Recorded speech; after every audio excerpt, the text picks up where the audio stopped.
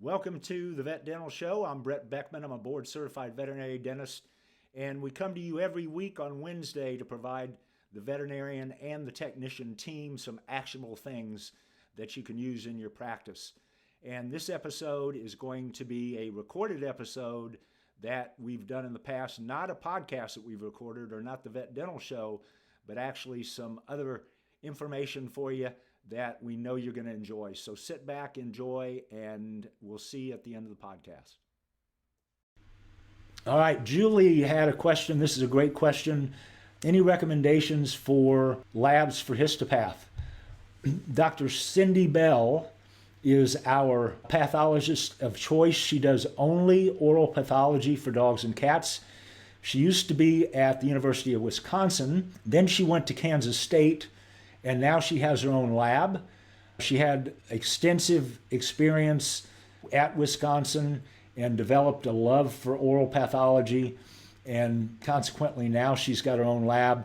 She's opened this up a couple years ago, and the URL, put Cindy Bell and SOPA and it'll come up, but I think it's sopforanimals.com, but that is where I would suggest that all you guys that have cases where you would not have something routine, especially that looks a little unusual, that you would send your histopath to Dr. Bell.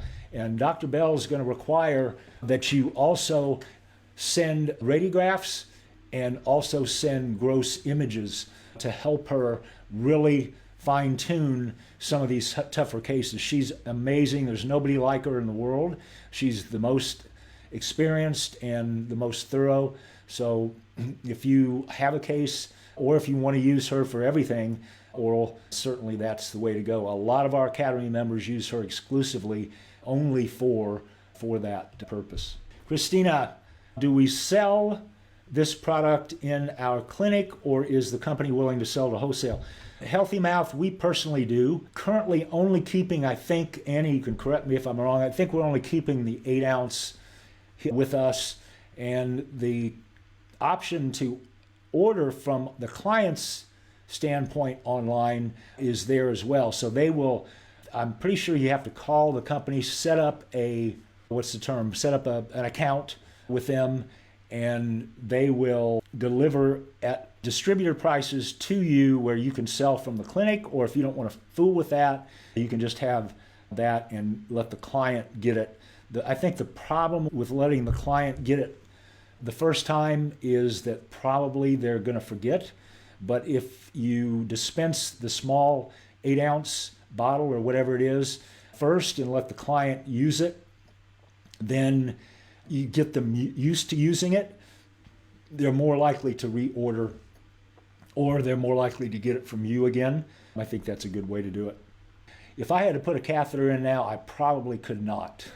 I did the same thing when I was in emergency and critical care for 13 years. We didn't always have an extra tech there. I did put a lot of catheters in by myself. I always intubated, or not always, but most of the time intubated by myself. And lo and behold, when I ran into Annie, she's really the only one that has ever done that, and now Jen's doing it as well. So it's really great to have that. And it's a good skill to have and a good one to learn. And and why I'm on that subject, I think this is important. We have always, there's a lot of things that we've always done. This is one of them. We've always assumed that we need somebody to hold the patient and we need somebody to hold the arm off. You don't have to do that. Certainly if there's any question about whether you're going to get bitten, or in a case of a cat scratched or otherwise bitten, then you definitely want a muzzle. There are going to be some cases where you don't, or you won't be able to do that. But if you are a practice owner and you have techs that are pretty good at putting catheters in, guess what? They can probably put a catheter in by themselves without the help of another tech or you. It's just a matter of paradigm shifting. Same thing with our anesthesia protocols that we use. We just keep the patients really light. And so we don't have problems under anesthesia. They wake up immediately. Most practices don't do that. So it's part of thinking, hey, how can we do this different? Those are two examples where we've always done it that way, so that's the way to do it, which is not correct. It doesn't have to be done that way. Sorry, sometimes I just talk about things that I feel like talking about. I don't talk about things that I should be talking about, but I think you get the picture. Looking at this question, when we're differentiating any oral inflammation in a cat where stomatitis is a potential rule out just because the tissue looks angry adjacent to the teeth, if you biopsy that tissue, if it's significantly inflamed and it's been there for weeks to months, that biopsy is going to very likely read out as stomatitis. The respect that it is stomatitis does not mean, definitely does not mean, that is feline gingivostomatitis.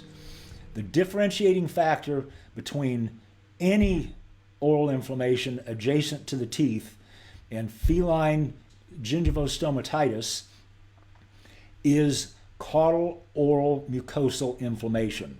That being said, the reason why that is read out as stomatitis is it's very similar, if not identical, just because of the influx of plasma cells into that tissue because it's chronic.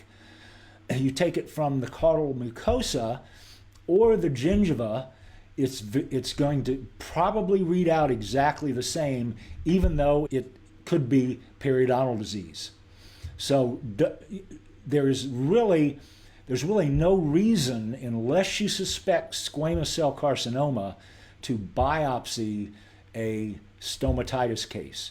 If you've got a case where you've got a gingivostomatitis case where you've looked at the cat with the mouth open, and not only are the teeth affected, but the caudal oral mucosa, as you're looking back beyond the palate-glossal folds, is also reddened and infected and most of the time proliferative. So that is the differentiating factor. It's not histopath.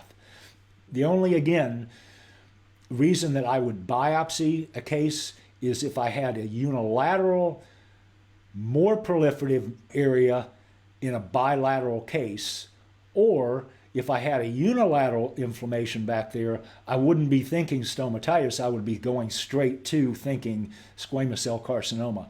Could be some other mass. It could be something else. But that would 99% probably, if it's a unilateral mass, it's probably going to be squamous cell carcinoma. I hope that straightens that out for everybody. That's a very important distinction. We get a lot of patients that come in where the referring veterinarian has looked at the patient, and the patient may be anywhere from 7 months to 10 years of age, and they're referred for stomatitis when actually they may have had a biopsy before, but the patient doesn't have gingivostomatitis. They have just stomatitis in the attached gingiva adjacent to the tooth because it's severe gingivitis. So I hope that clears everything up. If there's no boarded dentist, you could certainly refer to a surgeon for oral masses. Unfortunately, as a group, we have had some pretty bad nightmares in having to go in and repair things that surgeons have done in the past, either ectomies or more commonly fracture repair. So always, if you have a choice, refer to a board certified dentist. They have had actual practical exams where they have had to do those procedures and had to pass those procedures with other dentists grading them. And it has to be virtually perfect in order for a dentist to become a board certified dentist. Surgeons don't have any practical exams. You can bet that the veterinary dentist is going to be well trained to do anything like that over a surgeon. So there may be surgeons that are better than some board certified veterinary dentists that have had training specifically or experience, but in general, the best bet is a board certified dentist. I trust you enjoyed that episode. We enjoyed providing it. Take care. We'll see you next week.